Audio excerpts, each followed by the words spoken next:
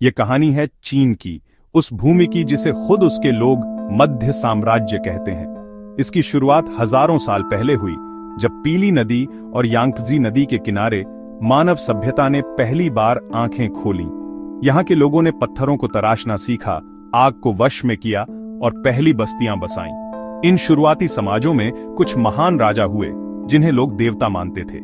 ये वे थे जिन्होंने खेती करना सिखाया, औषधियां खोजीं और समाज की नींव रखी। फिर आए पहले राजवंश शिया और शांग।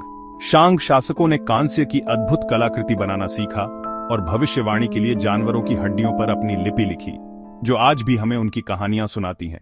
लेकिन इस कहानी का असली मोड़ तब आया जब झोउ राजवंश ने शांग को हराया।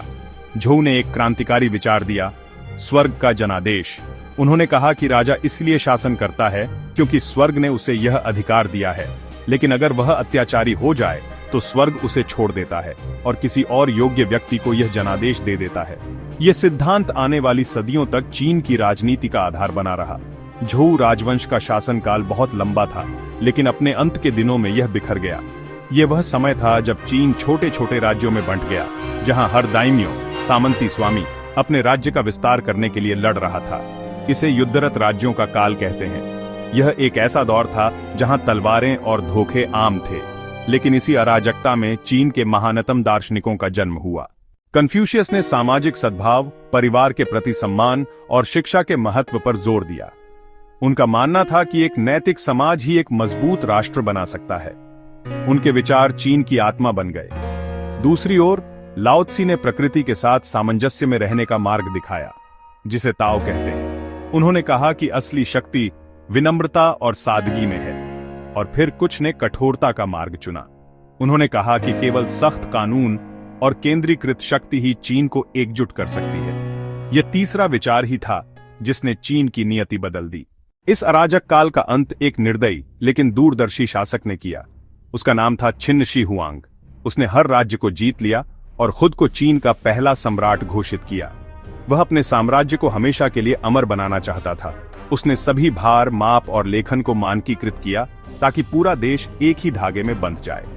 अपनी प्रजा को बाहरी आक्रमणों से बचाने के लिए उसने विशाल महान दीवार का निर्माण करवाया, और अपनी मृत्यु के बाद भी राज करने के लिए उसने अपनी कब्र की रक्षा के लिए हजारों मिट्टी के सैनिकों की एक फौज बनाई, जिन्हें आज हम टेराकोटा आर्मी के नाम से जानते हैं। लेकिन उसकी क्रूरता ने उसके साम्राज्य को बहुत जल्द खत्म कर दिया। छिन के बाद हान राजवंश आया। हान शासकों ने समझा कि केवल तलवार से राज नहीं किया जा सकता।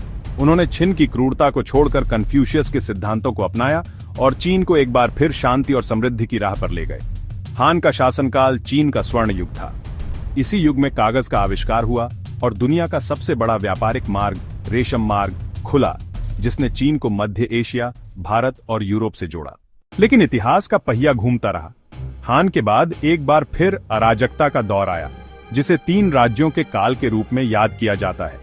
इसके बाद एक और महान राजवंश तांग आया, जिसने चीन को फिर से एक कर दिया।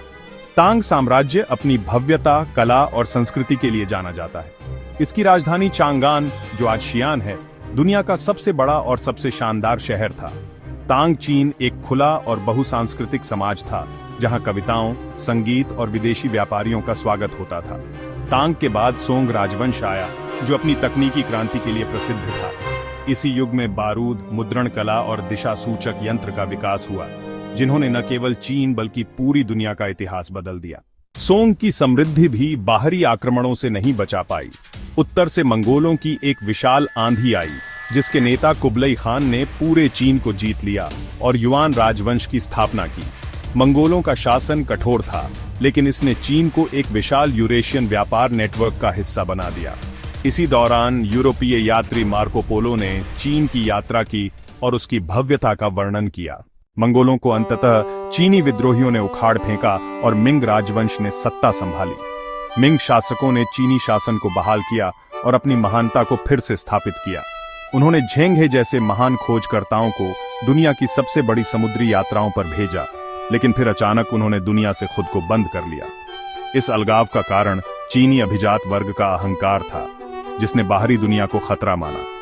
इसी अलगाव ने चीन को पश्चिमी दुनिया की औद्योगिक क्रांति से पीछे छोड़ दिया। मिंग राजवंश के बाद चीन का आखिरी शाही राजवंश छिंग आया। छिंग चीन दुनिया का सबसे बड़ा और सबसे समृद्ध साम्राज्य था, लेकिन यह अंदर से कमजोर हो रहा था। 19वीं सदी में एक सोता हुआ शेर जाग गया, लेकिन उसकी जागृति दर्दनाक थी।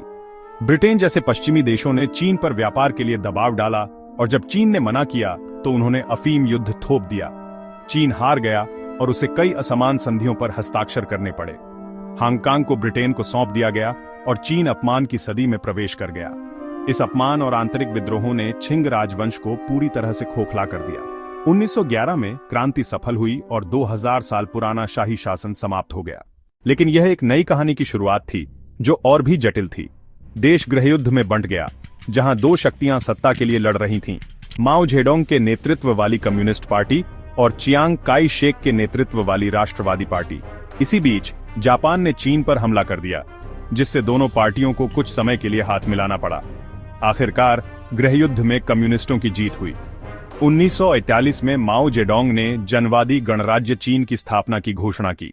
माओ ने समाज को पूरी तरह से बदलने के लिए कई बड़े प्रयोग किए, लेकिन उनके महत्वाकांक्षी विचार जैसे महान छलांग और सांस्कृतिक क्रांति विनाशकारी साबित हुए, जिन्होंने देश को भारी नुकसान पहुंचाया।